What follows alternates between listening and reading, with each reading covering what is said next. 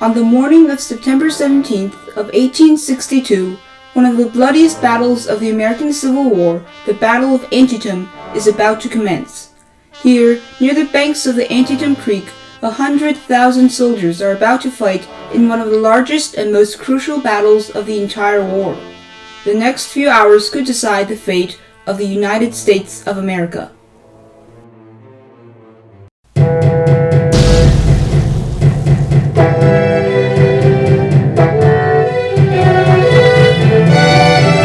Before we begin, please like, share, and subscribe.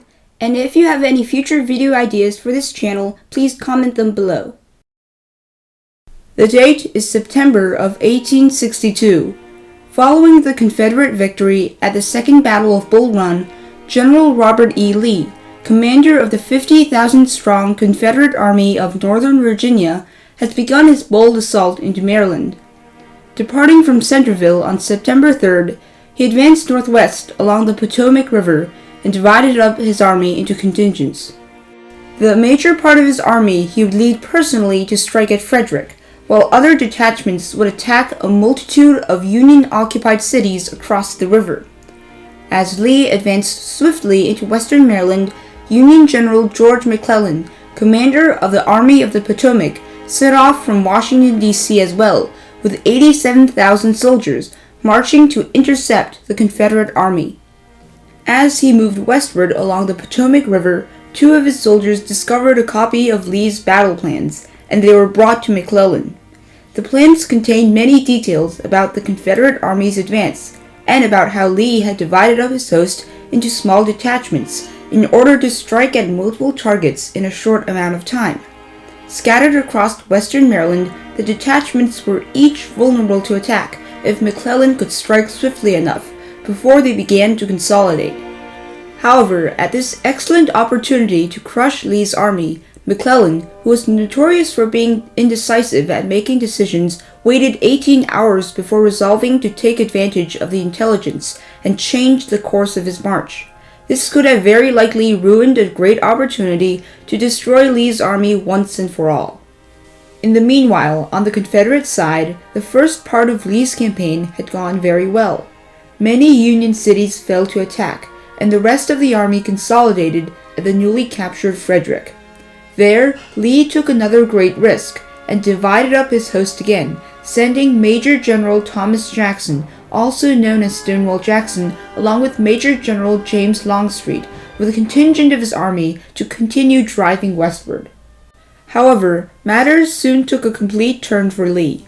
Barely a few days afterwards, McClellan approached Frederick rapidly with his army of 87,000 strong, driving in from the east, and posing a great threat to the relatively small host which Lee had positioned at Frederick. Lee responded quickly, and drew back in the direction of Boonesboro, hoping to consolidate as much of his force as possible before McClellan struck. After a swift 5 days' march, the Confederate host reached Boonesboro, and there he joined with Longstreet, who had marched back from the newly captured Hagerstown with all speed. On September 14th, at the Battle of South Mountain, Longstreet and his Confederate soldiers, with their positions anchored by the Blue Ridge Mountains, mounted a stout defense against McClellan, who attempted to drive through the well-defended mountain passes. They were able to delay the advance of the Union Army for long enough in order for Lee to begin to consolidate the rest of the Confederate Army at Sharpsburg. Meanwhile, McClellan was driving forward swiftly, retaking Boonesboro and many of the surrounding cities, and marched straight towards Lee's forces encamped at Sharpsburg. The first Union regiments began arriving at the field in the afternoon of September 15th, facing only 18,000 Confederates deployed between the Potomac River to the west and the south, and the Antietam Creek to the east. At the time, the Union Army amounted to well over 60,000 men, outnumbering the Confederates 3-1. However, McClellan's renowned indecision came to squander another great opportunity to destroy Lee's army, and he instead decided to wait, leaving the enemy army to number up to 100,000 strong. This, coupled with the arrival of additional reinforcements under General Thomas Jackson, gave time for Lee to plan out his defense. Jackson he stationed upon his left flank with around 20,000 men guarding the north, while to Longstreet he gave command of the right flank with another 20,000 soldiers to defend the various crossings across the Antietam Creek. The Confederate position, however, was a precarious one. With water on both sides of them, the Union Army to the north, and the Potomac River on their path of retreat to the south, they were helpless if defeated.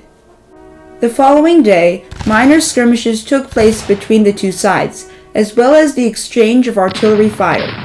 Over the course of that day, as reports from scouts continued to arrive, McClellan had drawn up his plans of attack.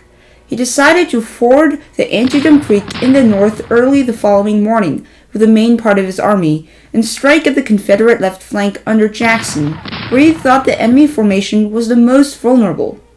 At the same time, Major General Ambrose Burnside would attack from the bridge to the south end, and hoped to draw away forces from the Confederate left flank to the right.